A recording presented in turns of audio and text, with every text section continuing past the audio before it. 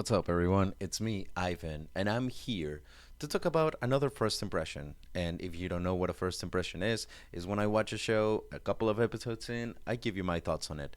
Because if maybe you're on the fence about watching it or not watching it, or maybe you didn't even know this thing existed, so I'm here to bring it to you. And today we have Okitsura. I fell in love with an Okinawan girl, and I don't know what she's saying. That's the title.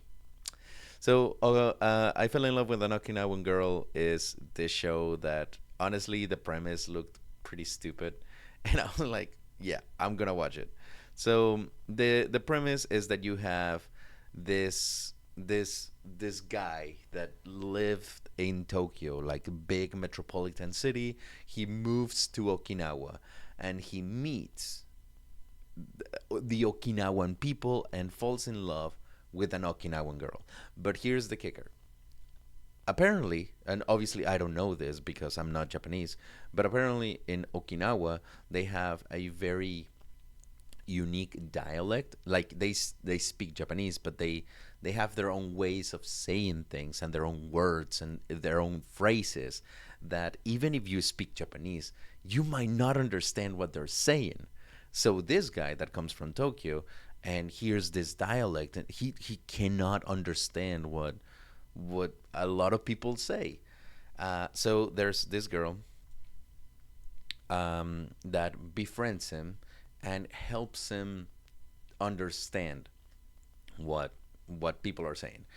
So, long story short, that's what's happening. You have the guy who's in love with her, with that one actually, the one that just passed, and then you have the blonde chick right here who helps her, who helps him understand what his crush is saying. But little do you know, does anyone know that the blonde chick is actually super deeply in love with our protagonist.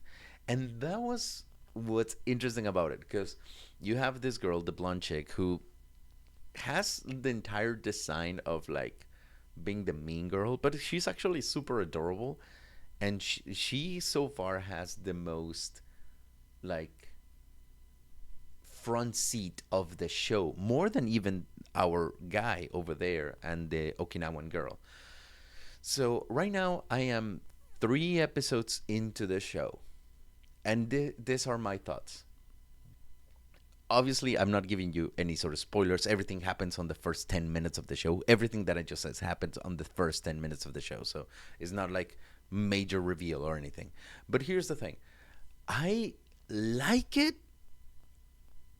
but on this last episode, I was like, I'm not entirely sure if I'm watching a show or I'm watching just a commercial to travel to Okinawa.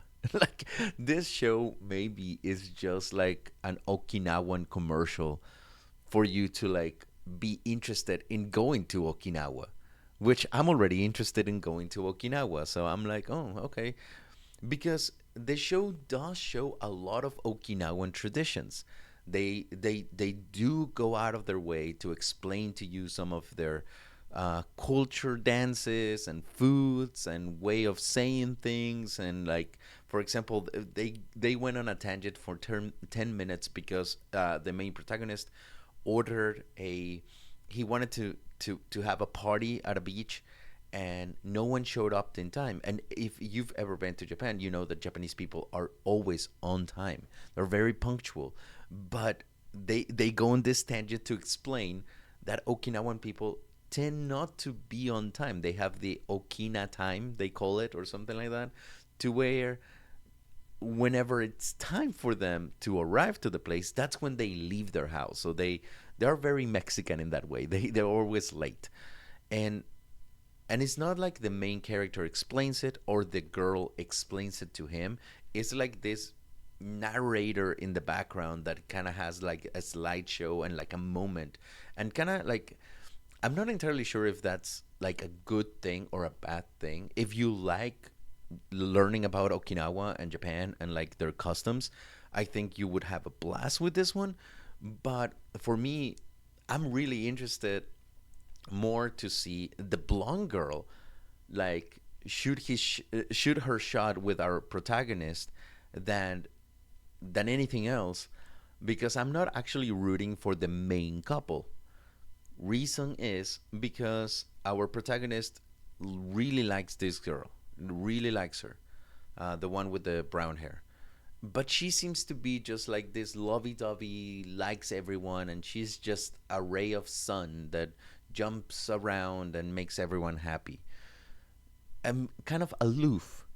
But our blonde chick over here, she actually has more like deeper thoughts, and like I think the show is present on her more to be the protagonist than the actual main character. And I like her more. Like I think you will root more for her, and I think that's a very good thing on the show, to where like it kind of presents you this dichotomy between the characters, to where you're not rooting for the main couple, and the show kind of knows that you're you're not supposed to even root for the main couple, because there's not much there, there's not much substance, but she has a plenty of substance. And I think the show even has like has made the point that the blonde chick and our main protagonist have more chemistry than the protagonist and the Okinawan girl. So I think that's very interesting, and I want to see that progress. But the show does stop a lot, like, and trust me, I mean a lot, to show you Okinawan culture, Okinawan dances, food, traditions. And if you're into that, you're going to love it. But if you're not, and you're like, oh, I want to see how the story's going, and they abruptly stop you, then it's like, okay, let me wait until this thing is over. I'm not going to lie, this one, I watched the first episode and I liked it because it was very, like, character driven, but the last two episodes has been more Okinawa driven. Yeah, these two. I want those two to I want those two to end up together. Not the Okinawan girl. She can go back. Um and that's the thing. Like I was like, okay, I like learning about Okinawan culture. I like learning about their traditions and foods and everything. I think it's cool, but I'm not watching this for that.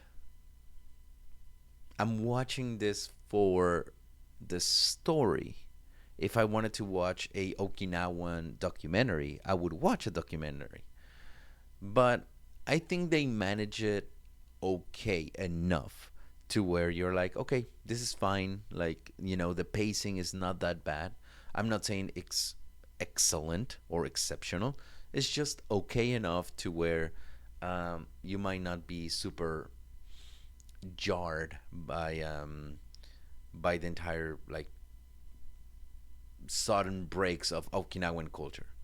So these are my thoughts on this. I will continue to watch it. I will 100%. But when, I don't know. I'm not in a rush to watch it, if you know what I mean. I'm really not in a rush.